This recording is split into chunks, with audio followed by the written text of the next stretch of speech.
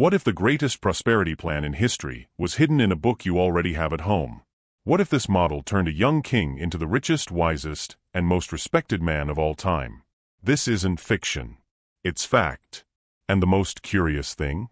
Most modern entrepreneurs and leaders completely ignore it. While many follow gurus, trendy methods, and financial shortcuts, there exists a model that transcends time, cultures, and crises. A model not born in elite universities, but in the scriptures. Not revealed through the internet, but through divine revelation. A plan not driven by greed, but by wisdom, purpose, and obedience. This model belonged to Solomon. A king who didn't just accumulate wealth, he built an empire. A man who didn't just achieve success, he lived with purpose. And his story isn't found in business books, it's in the Bible. Solomon didn't prosper by luck.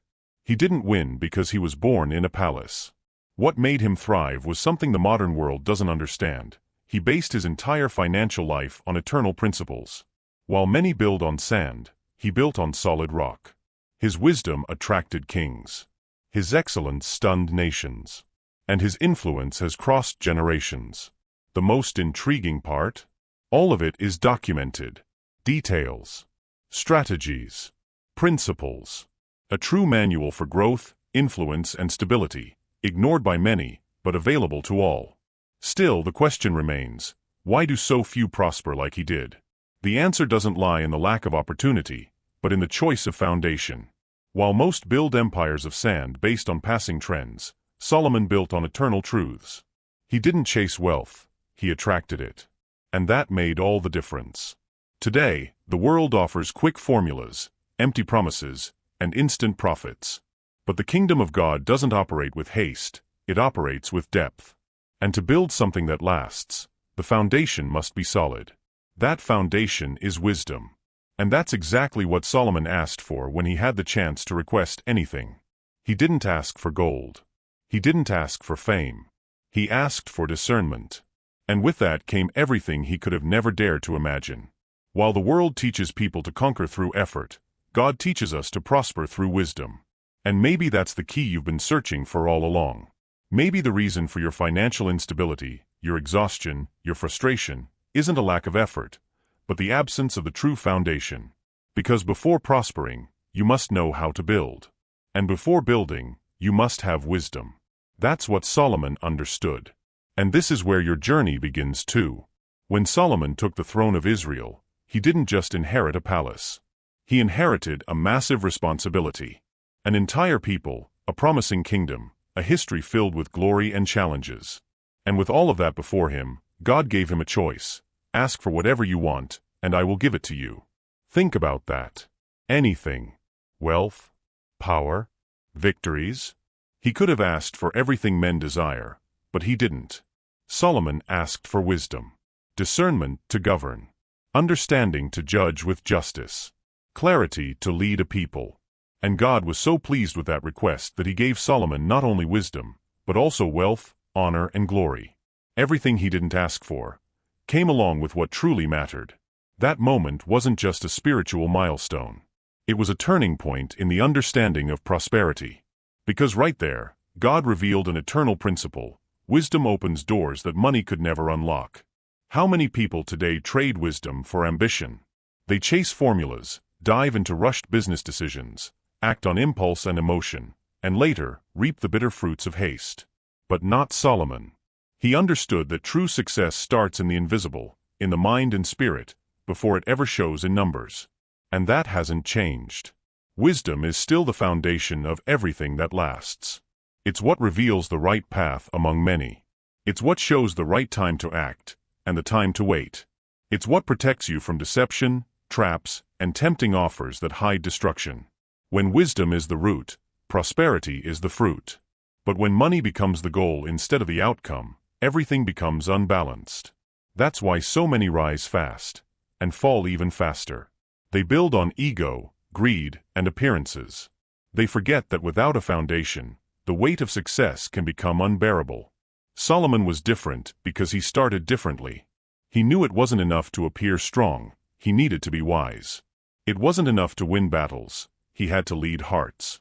It wasn't enough to have resources, he needed vision. And vision only comes with discernment. Today, you have access to the same source. God's wisdom is not hidden. It's available. But it requires humility. Because before it's revealed, it tests your intentions. Before it brings results, it reveals purpose. Do you want to grow? To prosper? To find stability? Then start like Solomon started. Not in haste. Not in desperation. But with the right request. Lord, give me wisdom to do what is right. The world may not understand this request. It may even mock it. But heaven moves when someone chooses wisdom over wealth. And when heaven moves, the earth responds. Solomon didn't need to go around promoting himself. He didn't advertise. He didn't create strategies to convince kings and queens to come to his palace. They came. They sought him out. They brought gifts, riches, and tributes, not because Solomon was a good salesman, but because he was an excellent servant. The modern world has reversed the order. Today, many entrepreneurs wake up thinking, how can I sell more? But Solomon's model asks, how can I serve better? That mindset shift makes all the difference. The Queen of Sheba wasn't impressed by speeches. It was the experience. She saw, felt, and perceived the greatness of service in every detail of the kingdom. From the servants to the food on the table, everything spoke of a higher standard. And that touched her deeper than any argument ever could. When the focus is on serving with excellence, the sale becomes a natural result. The client doesn't need to be convinced. They feel the value. They recognize it. They trust it. Solomon didn't chase the nations. The nations came to him. And this is both a spiritual and strategic key. Those who serve with excellence attract. Today, many exhaust themselves pushing products, forcing negotiations, insisting on cold calls. But the secret lies in delivering so much value that people begin to seek you out, not the other way around. Jesus himself said, "Give, and it will be given to you." Luke 6:38. This principle works in every area. In the kingdom of God, you plant before you reap. You give before you receive. The world says, sell first, then prove your worth. God says, prove your worth, and the sale will come. This doesn't mean working for free. It means giving value before charging for it. It means showing the world that you carry something that solves, heals, transforms. That your wisdom has weight. That your experience is useful. That what you carry serves others, before demanding to be served. Solomon served with wisdom. And that wisdom solved dilemmas, calmed kings, and influenced nations. In today's world, this translates to educating before selling, sharing before closing, giving before asking. Want to attract clients? Serve with excellence. Want to sell consistently? Solve real problems. Want to build loyalty? Deliver more than expected. Solomon's reputation echoed because what he delivered was rare. And anything rare becomes valuable. Today, in the middle of so much noise, the one who serves with truth and depth stands out. The one who delivers with purpose prospers with consistency. Because in the kingdom, the greatest is not the one who sells the most, it's the one who serves the best. When the Queen of Sheba arrived at Solomon's palace, she expected wisdom. But what she saw went far beyond anything she could have imagined. The biblical account in 1 Kings 10 says she was overwhelmed by what she encountered. It wasn't just what Solomon said that impressed her, it was what she saw. The way the servants were dressed. The order of the table. The architecture of the temple. The structure of the house. The way every detail was treated with reverence, beauty, and perfection. That wasn't vanity, it was an atmosphere that reflected a principle, excellence. Solomon understood that excellence speaks. Even before a word is spoken, it communicates value, authority, and purpose. It builds reputation. It draws attention. It transmits trust. And that language is still alive today. We live in a time where good enough has become the standard. Many deliver the minimum, do only what's required, fulfill their duties out of obligation. But excellence is not about obligation, it's about identity. It's when what you do carries the weight of who you are. The businesses that truly thrive are the ones that refuse to deliver anything half done. The professionals who stand out are those who care for the details no one else notices. The ministries that impact lives are those that value order, beauty, clarity, and reverence. Solomon didn't prosper just because he was wise, but because he turned wisdom into practice, and practice into excellence. You may have great products, good ideas, a sincere heart, but without excellence in your delivery, your message gets lost. Excellence is not perfection. It's commitment. It's diligence.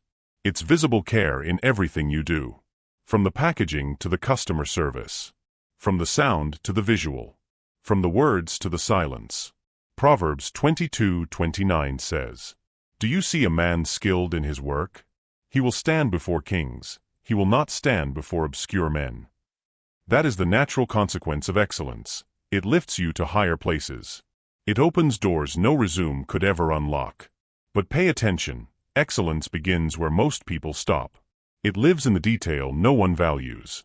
It blooms when everything still seems small, irrelevant, or invisible. That's how Solomon built his empire, not with haste, but with precision. Not with excess, but with purpose. He understood that greatness is found in the details, and it's in the details that God most reveals who we really are. Want to be remembered? Be excellent. Want to be sought after? Raise your standard. Want to do something that glorifies God?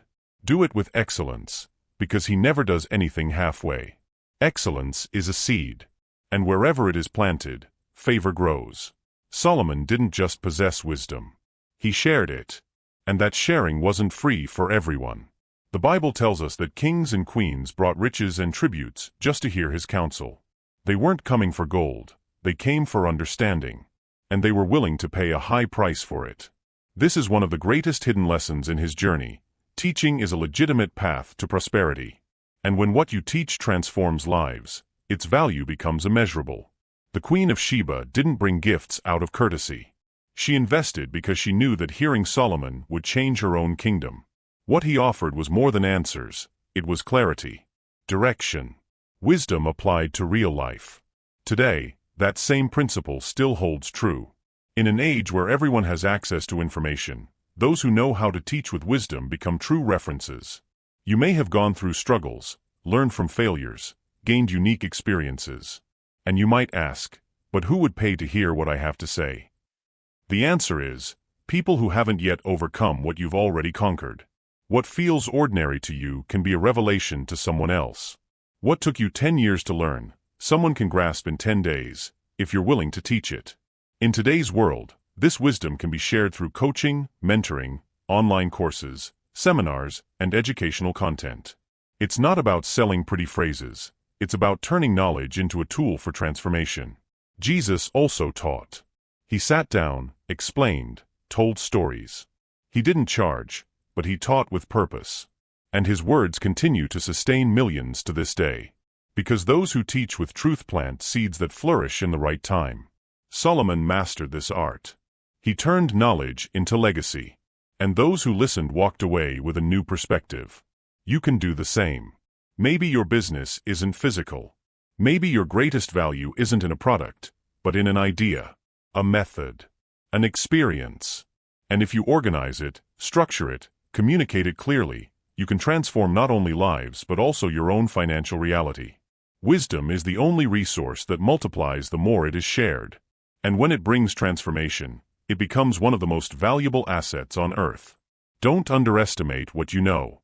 Don't ignore what you've learned. All of it could be the answer someone is searching for. And when you teach with truth, authority, and clarity, people recognize the value, and they invest in it. Solomon understood this. Teaching is not a waste of time. It's building bridges. It's creating impact. And every true impact opens the path to lasting provision. Solomon didn't keep his wisdom to himself. He didn't restrict his counsel to palaces or hide his principles behind closed doors. He spoke before crowds. His proverbs spread. His teachings were recorded. And his voice became an instrument of influence that still echoes today. Wisdom, when shared with intention and purpose, becomes multiplicative. And Solomon understood that the more people heard him, the greater his impact became. The more he taught, the more he attracted. The more he communicated, the more favor flowed. Today the dynamic remains the same, but the tools have changed. Instead of royal courtyards, we have digital platforms. Instead of written scrolls, We have videos, podcasts, courses, books, and social media. Those who master the art of communicating with clarity, purpose, and consistency turn their voice into a channel of influence and prosperity.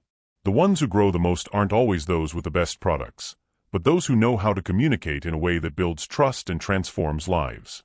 Communication isn't just a marketing strategy. It's a spiritual tool. Because through it, we teach, we inspire, we awaken, we align. And the more lives we touch, the more doors open. You might carry a powerful message, but if it's not communicated, it stays buried. Solomon understood that wisdom wasn't meant to be stored, it was meant to be shared. And the more he spoke, the more people came. The more recognition grew.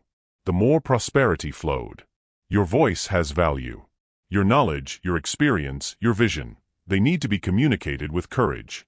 Don't wait to be perfect to start. Don't wait for a stage to begin teaching. Start with what you have. With an idea. A video. A post. A conversation.